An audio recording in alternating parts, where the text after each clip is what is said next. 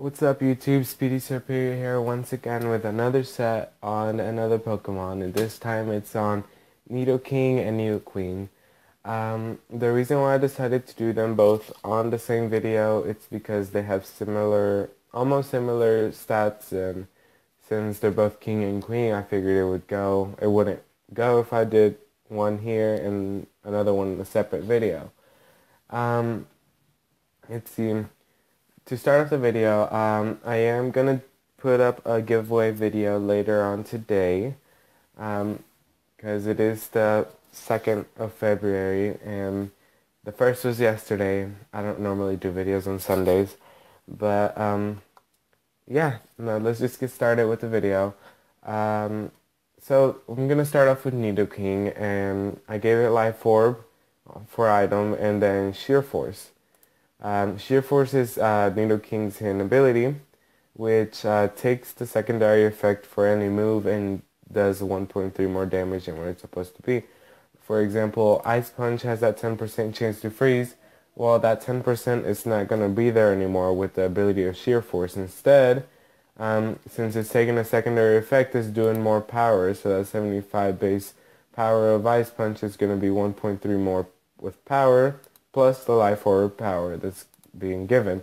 Remember that Life Orb also has 10% recoil of your life. And that's pretty much the item ability and explanation for Nidoking. I decided to go with Jolly Nature because Nidoking does have an 85 base speed, which puts him in a okay place, to be able to outspeed several Pokemon. But if you don't care about the outspeed, you can always just go for Adamant Nature and still full on speed, so you can get the most out of your attack. It does have a base 102 attack. Its defenses are 77 and 75, which aren't the greatest, but aren't the worst either. It's not like it's 60 base or something. And it has an 85 base special attack, which is workable as well, same as its speed.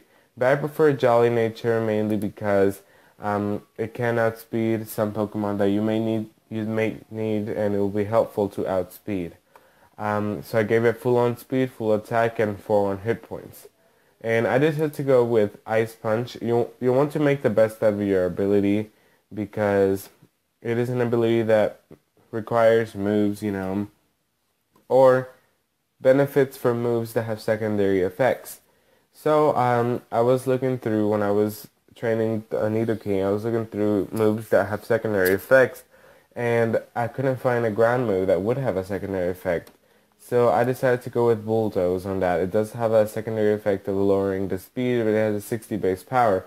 But remember, you're getting a 1.3 more power from Sheer Force and 1.3 more power from Life Orb, which is going to be almost equal to an Earthquake. So just with a lot more power. But I think it's just better because I guess it would have a little more power. But if you don't want to go with Bulldoze, you could always just go for Earthquake if you wanted to. You don't have to go for Bulldoze.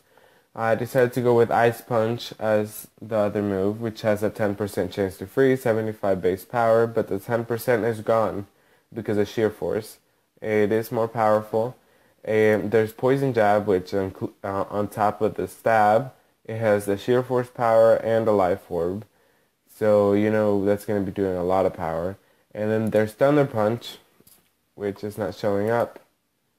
But Thunder Punch, it's supposed to be 10% chance to paralyze, 75 base power. It's going to be almost equally as Ice Punch.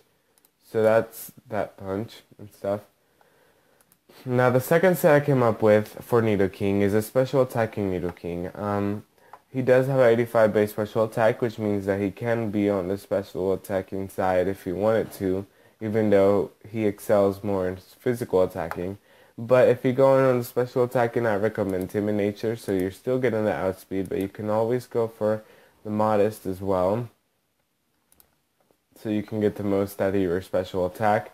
He is put in a good place whenever he's a Modest Nature, but even with Timid Nature, he's still in a pretty okay place afterwards. So the moves, same ability, same item, and the moves I decided to go with is Earth Power. The reason why Earth Power is not on the first set is because Earth Power is a special attacking move that they learn whenever Nidoking and Nidoqueen learn as they level up. And it does have that secondary effect of lowering the special defense, and that's pretty much gone, and it does 90 base power, not including a Sheer Force or Life Orb extra power that's being given. So that's a pretty strong Earth Power, and then I decided to go with Sludge Wave, which is better than Sludge Bomb. But for I guess Sludge Wave is good for singles or doubles if you're running Pokemon that's gonna protect, because Sludge Wave in doubles does hit everyone in the battlefield, including your partner. So that's the second move. And then Thunderbolt, which has a 10% chance to paralyze, but it doesn't anymore because of Sheer Force. And I noticed that Nidoking also learns Water Pulse. Water Pulse could be needed, for if you want extra coverage, but you don't have to go for Water Pulse. It does get other moves, as you can see down here. It does get Flamethrower if you wanted to go for Flamethrower. It does get other moves, for example, there's Shadow Ball if you want ghost coverage. There's just so much that there is, There's Thunder if you wanted more power for Thunderbolt. It's just a lot. So you can choose, which move has secondary effect and you want to run on Nidoking over here. And that's pretty much all the sets for Nidoking. I was trying to see if Nidoking could be a support type Pokemon, but I realized he couldn't because his defenses don't give him enough to survive, even though his hit points are 81 base, but his defenses are just 77, 75, and he's more for a offensive side. So now let's just get on with Nidoqueen. Nidoqueen, you can see that she has more bulk to it. She has a base 87, base 85 special defense, which are better. They're more workable, but it does have a 76 and 75 base special attack. If you can see a difference, it looks like they switch spots from defenses and speed and special attack.